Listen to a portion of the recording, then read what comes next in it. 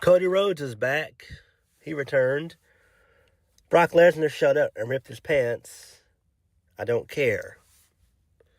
Smackdown continues to suck week in and week out. It continues to be boring week in and week out. The matches, however, on the show were okay.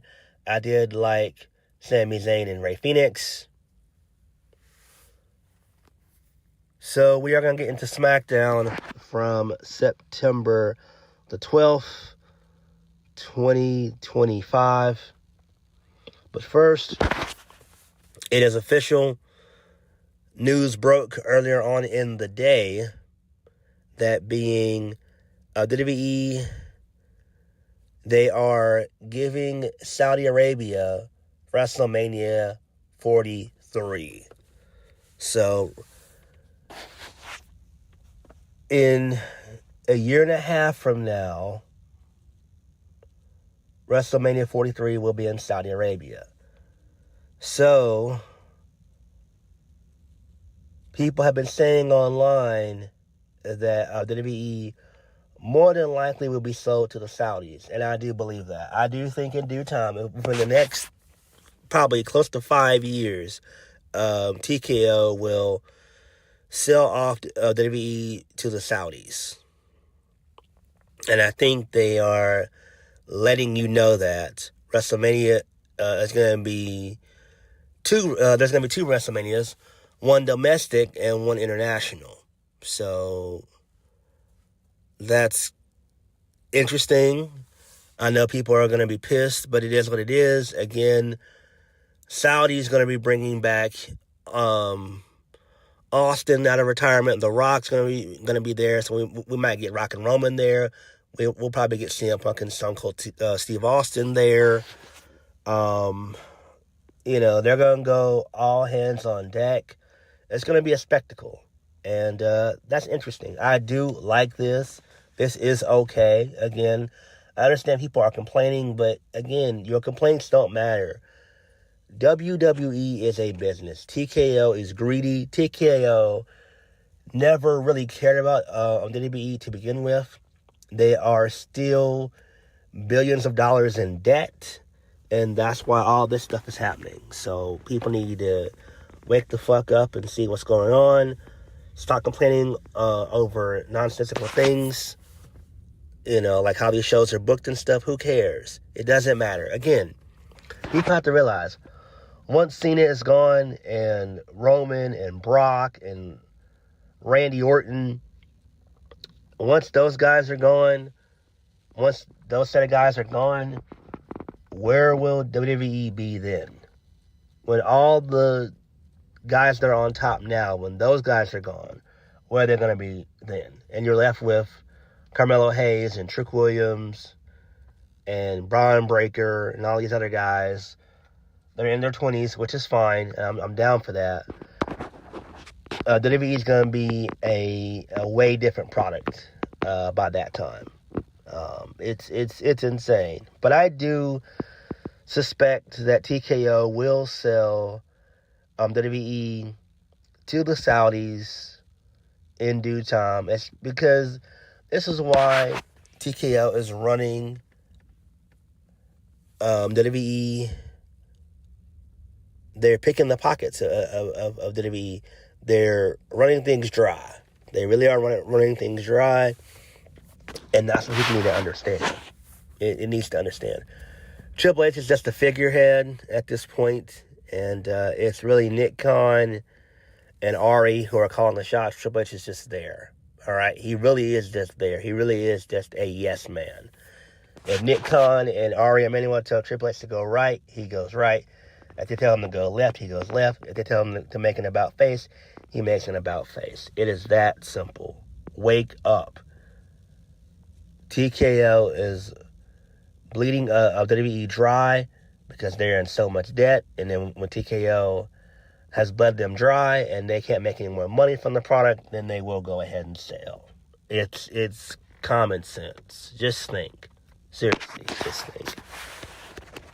So, we're going to go ahead and get into Smackdown. Show was what it was. Let's just go ahead and get into it. So we kicked the show off with Brock Lesnar. He shows up, and he can't even say a word. R-Truth shows up. He says that he wants to be the first one to welcome Brock Lesnar back. So Brock laughs. R-Truth says he's not scared of Brock anymore like he used to be. So Brock says he doesn't know who he is, and he better have a good reason as to why he came out and interrupted him. So R-Truth says that he disrespected John Cena, his childhood hero, his older brother for the last 25 years. Lesnar asks how old is he, and R-Truth asks what his name is. R-Truth tells him he's R-Truth.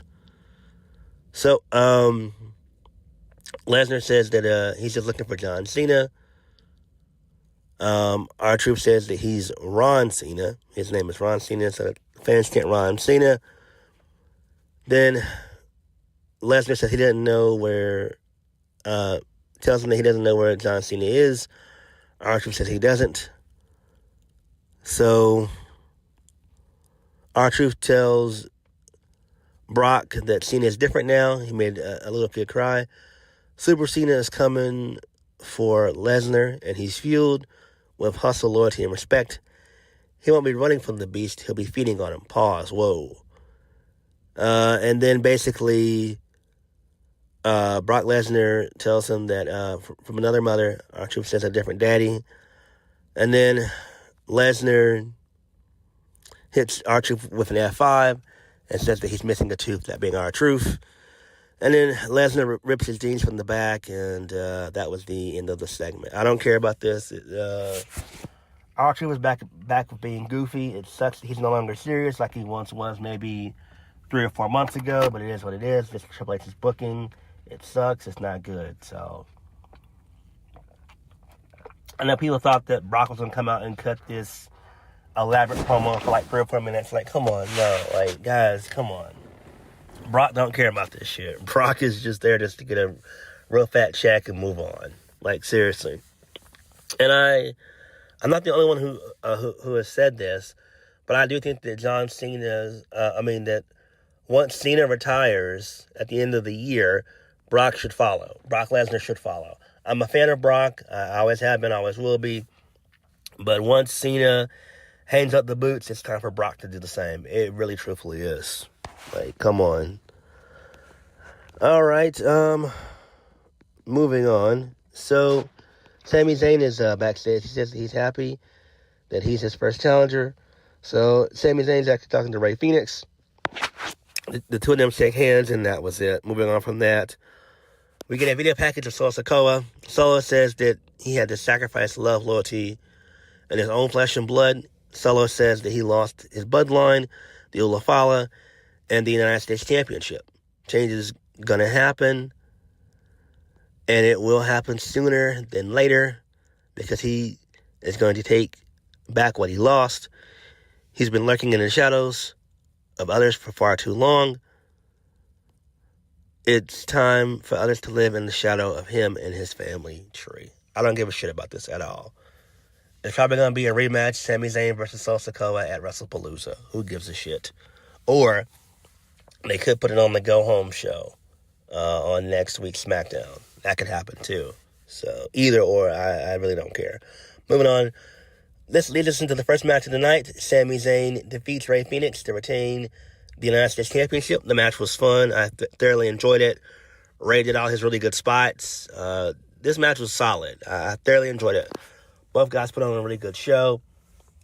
And what more can you say about it? So Sami wins via the haluva kick. 1, 2, 3. Good stuff there. Moving on. So Julia, she's in the ring in her match against B-Fab. So Julia hits B-Fab. She throws her into the barricade. Kiana James is in the ring. And they beat down B-Fab. The Michin comes out to make the save with the kendo stick. And she beats up Kiana James with it. And she swings at Julia, that being Mia Yim. And then Julia dips out. I don't care about this shit at all. This is a waste of time. Moving on. So this leads us into a video package of Aleister Black. He's talking about Damian Priest and how he's going to always be 2 steps ahead of Damian Priest. So they're going to still continue that feud. That's fine, I guess. Then I wanted to saw my television in half because of the finish that took place with Tiffany Stratton versus Jade Cargill for the women's WWE Championship. This was a rematch from SummerSlam. So basically, both women gave it their all. So Jade Cargill and Tiffany, they're brawling on the outside and everything. Jade picks up Tiffany, slams her through the barricade. Both collapse. Referee counts 10. And instead of announcing the finish as a double countout, it was announced as a draw, which is dumb. It's like, what the fuck? And then Nia Jax comes out and beats up Jade Cargill and Tiffany Stratton. So this is setting up for the triple threat match that we all knew that was going to happen. It's inevitable. Nia Jax, Tiffany Stratton, Jade Cargill. Maybe Jade Cargill wins at WrestlePalooza. Who knows? Who really knows at this point? But that really pissed me off. I don't know why WWE continues to do these dumb finishes. Just say it was a double count out and move on. There's no need to say anything else.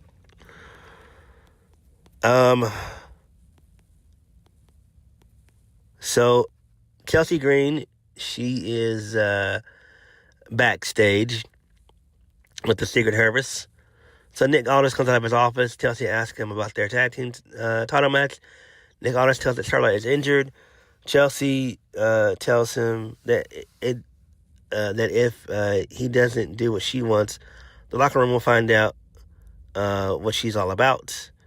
And then Nick Aldis tells her that the tag titles will be defended next week, and they can face the winners of at Homecoming. So whoever wins Homecoming on this upcoming Tuesday, whoever wins that, Chelsea and Piper or Piper and Alba will get the winners. So Chelsea's happy about that. And Nick Aldis has stopped by The Miz, and Nick Aldis just brushes The Miz off, basically. So The Miz is still doing his feud with Carmelo Hayes and everything else. So that's cool there. I do like that. Then we get a video package of John Cena and Brock Lesnar. It airs. They're talking about their history. This is part 1. Part 2 will be next week, so that's fine. Who cares? Moving on. So Sami Zayn is backstage with Kathy Kelly. He tells Kathy Kelly that Rey Fenix is a future star, which he is, and he tells her absolutely. And he'll have more open challenges. So Carmelo Hayes comes in, and he challenges Sami Zayn to a match next week. Sami Zayn accepts and says, "Don't miss." So Sami Zayn then walks away. In comes The Miz. He asks Carmelo if he knows what it takes to be a U.S. champion, and he can guide him down the right path. And he's trying to guide him to the tag team championships. Carmelo tells him if he wins the U.S. championship, they'll win the tag titles. And that's how it's going to be. That's all it is. That's all it's going to be. Okay, that's fine. So I would imagine next week Miz is going to screw Carmelo Hayes out of the title next week. And that's when they'll probably kickstart their feud. So that makes perfect sense.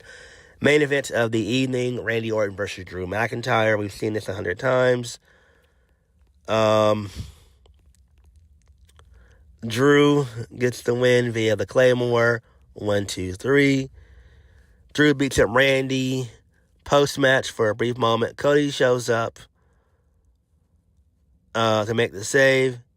Him and Drew have a quick little brawl real quick. So Cody gets on the mic and tells Drew that the champ is back. And he tells Drew that he'll see him at WrestlePalooza. And then that was it. So, this is fine. I'm glad that Drew McIntyre got the win. It makes sense. And, I thought Cody was going to show up at WrestlePalooza, but Triple H lied. He showed up this week, so that's fine. I don't know why you want to rush Cody and Drew at WrestlePalooza. I don't think you need it.